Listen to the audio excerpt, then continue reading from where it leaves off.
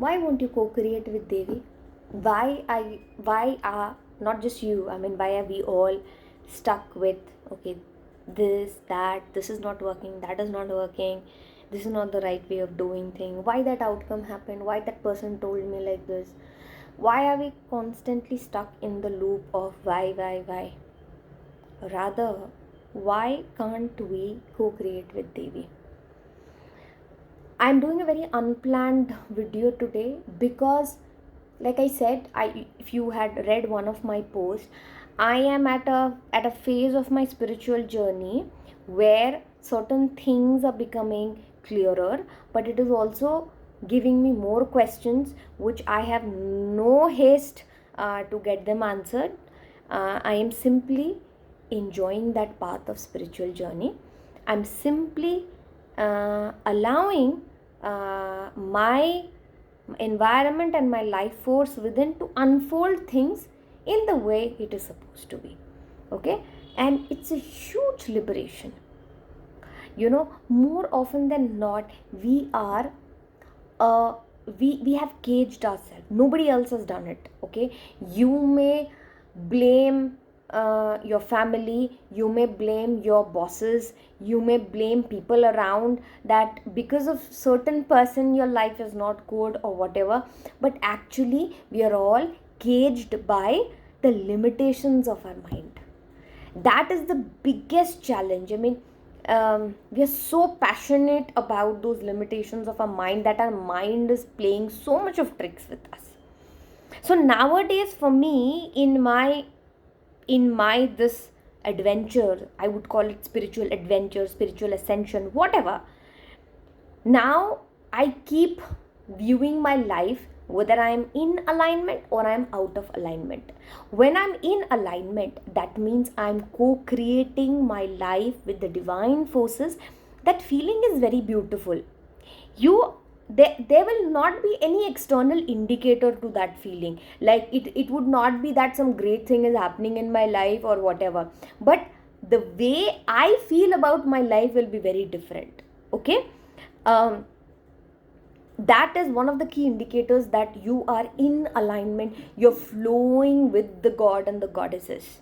Okay, and you know it just happens. It doesn't happen like one day I have recharged and I don't have to recharge for the next 5 days. No, it doesn't happen. So how should I really explain it in a way like, we like imagine a battery operated toy. You have to recharge yourself again and again. So you have to keep reminding yourself that these are roles that we are playing. Devi wants to envision some experience, some beautiful things through you, and you become that vehicle for Devi, right? You have to be in that phase. You have to allow Devi to take control of your life, to channelize it in towards a divine purpose. Okay, and everything really makes sense a lot, because in the last 100 200 years, we have been too much dominated by our minds. We thought that we'll be able to decipher everything about the reality and the universe through our minds. We kept destroying the nature in whichever way and format we wanted, because we wanted dominance over the nature and the world. So the focus went too much outside. As a result, what had happened is, generations after generations, the progenies that came, and today we are here, we have become very, very weakened, mind, body, soul, right? We are weak. We are very weak. And it just requires one this to be able to realize that you are not weak. You are not meant to be weak. You are here for your divine purpose.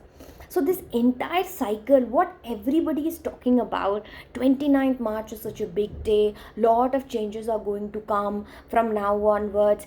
I mean, those astrological predictions, you can go and you can, read about it. But what do you feel in your bones?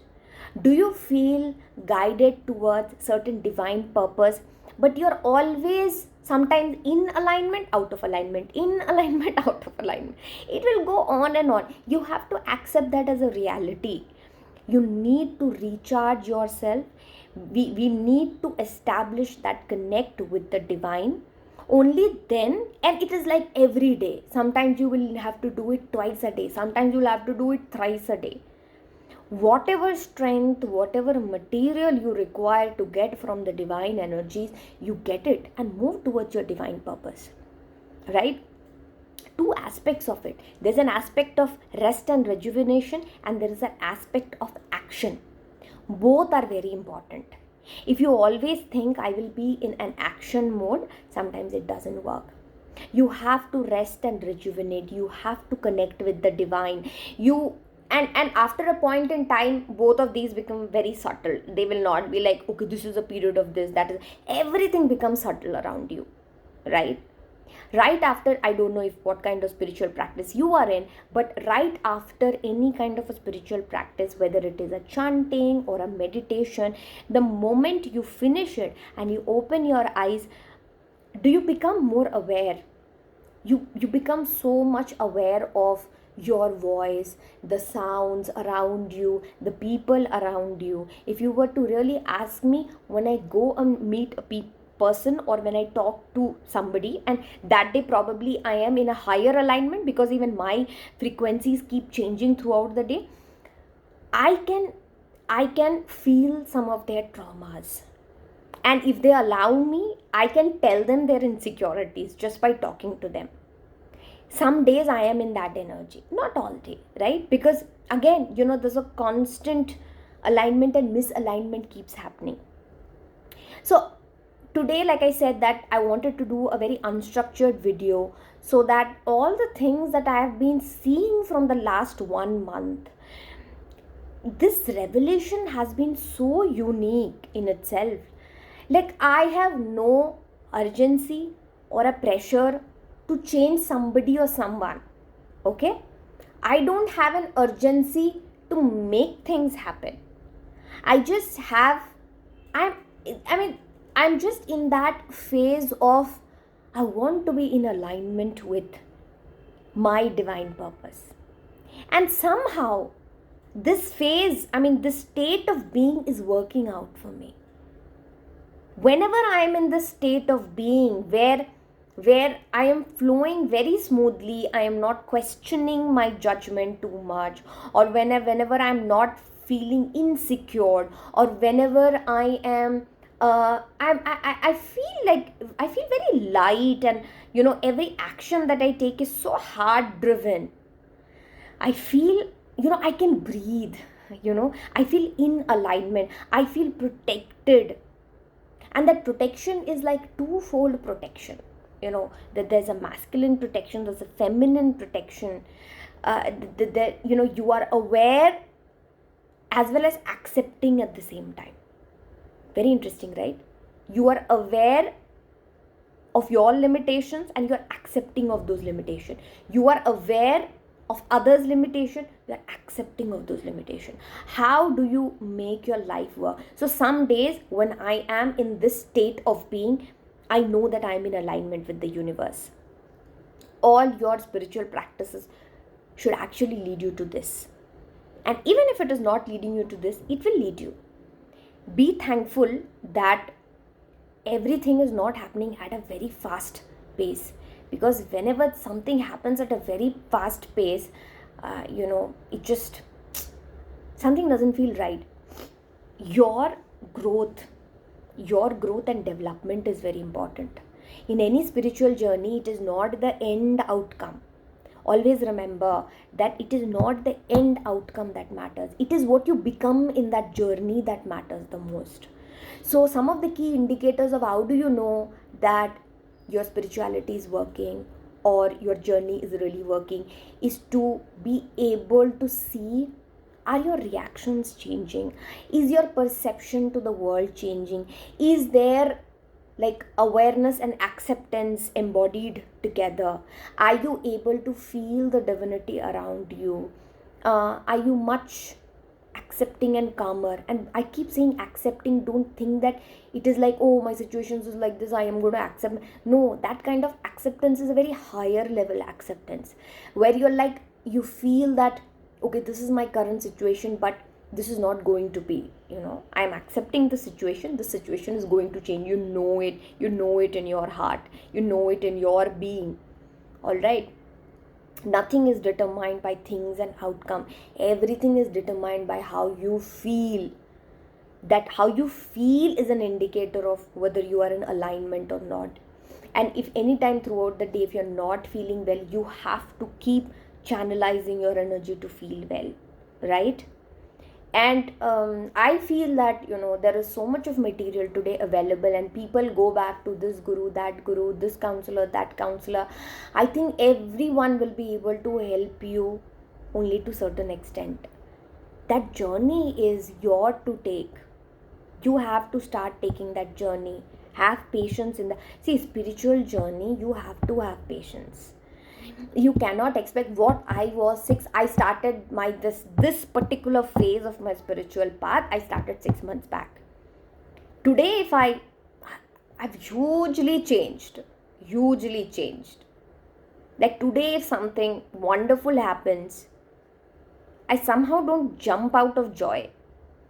Again, I become very aware.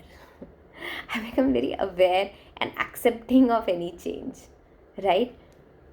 So, give yourself time. Spiritual journeys take time. Immerse yourself. See, there's a reason why so many of us are going through this phase of enlightenment, this phase of, taking up spiritual journeys, paths, and whatever. Because there are new journeys, new timelines that needs to be created, new divine purpose that needs to be executed. And consider yourself just a vehicle to execute those divine purpose. Wherever there is a calling, start executing it. Like I said, rest and rejuvenation, action. Rest and rejuvenation, action. That is the cycle of thing. Okay? Keep living your life in that manner. Slowly you will overcome, and you will no longer be in that victim mode. Why so and so said this to me? Why I am like this? Why so and so? It's just a phase. The whole idea is to get into that. Channelize all your love and emotion towards your divine purpose. Everything else will fade away in time. Have that faith, have that connect with your deity. Beautiful times are coming in. You're starting a Navaratri. Do your practices, do your japs, do your sadhana. Connect with God, connect with the divine. And it is beyond rituals, beyond, like, to be able to feel the mantra, to be able to connect with the God. I think that will take you to places. Always remember that. Okay? Thank you. Bye.